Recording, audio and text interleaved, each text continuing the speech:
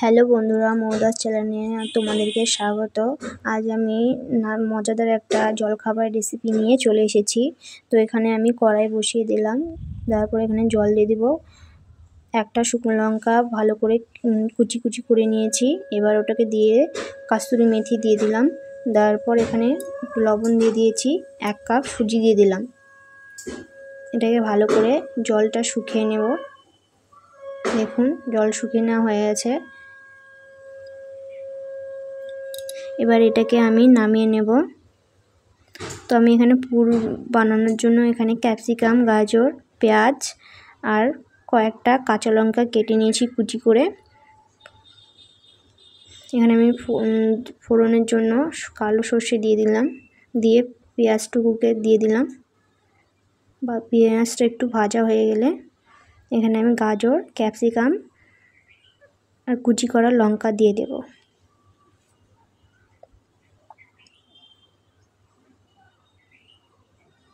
আমি এখানে লবণ দিয়ে দিচ্ছি, এখানে ধনে গুঁড়ো, একটু সবজি মশলা আর একটু শুকনো লঙ্কার গুঁড়ো দিয়ে দিলাম। দিয়ে এটাকে ভালো করে নেড়ে নেব। নেওয়ার পর আমি গ্রেট করে রেখেছি 2টো মিডিয়াম সাইজের আলু। এটাকে আমি ভালো করে এখন দিয়ে মিক্স করে নেব। তারপর আমি এখানে হলুদ দিয়ে দিচ্ছি।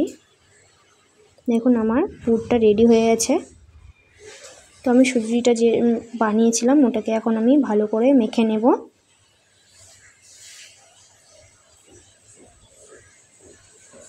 আমার মাখানো হয়ে গেছে। এবার আমি গোল করে একটা শেপ বানিয়ে নিয়ে এর মধ্যে পুর ভরব।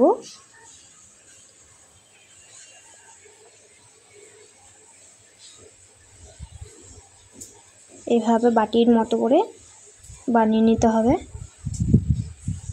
আমি পুরটা দিয়ে দিচ্ছি।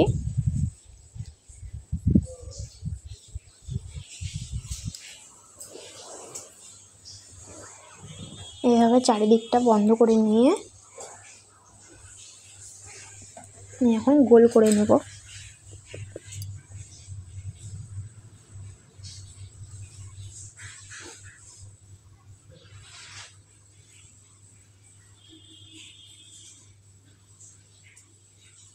দেখুন এইভাবে আমি এখন সবগুলোকে বানিয়ে নেব। তো আমার বানিয়ে নেওয়া হয়ে গেছে। এবার আমি একটা সসপ্যানে জল বসিয়ে দিয়েছিলাম আগে, আর একটা ঝাঁঝি বাটি নিয়ে নিয়েছি ফুটো করা, ওর মধ্যে তেল মাখিয়েছি। মাখানোর পর আমি গোল যেগুলো শেপ বানিয়ে রাখলাম ওগুলোকে আমি এখন বয়েল হওয়ার জন্য দিয়ে দেব 45 মিনিটের জন্য। এবার এটাকে আমি কভার করে রেখে দেব।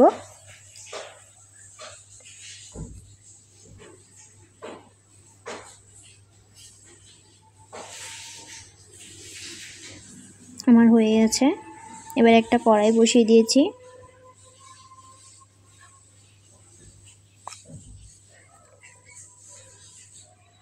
আমি ফোড়ন দেব, তার জন্য আমি কালো সর্ষে দিয়ে দিচ্ছি। এবার মৌরি দিয়ে দেব, শুকনো লঙ্কার গুঁড়ো দিয়ে দেব আর কাস্তুরি মেথি আমি দিয়ে দেব।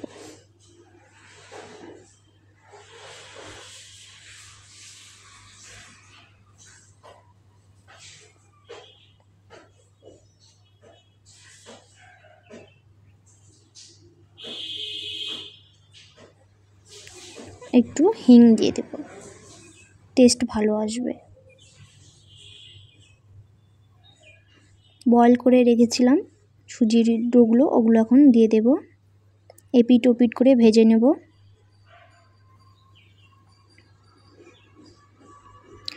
যদি ভিডিওটি ভালো লেগে থাকে please subscribe, like, comment, share করতে ভুলো না।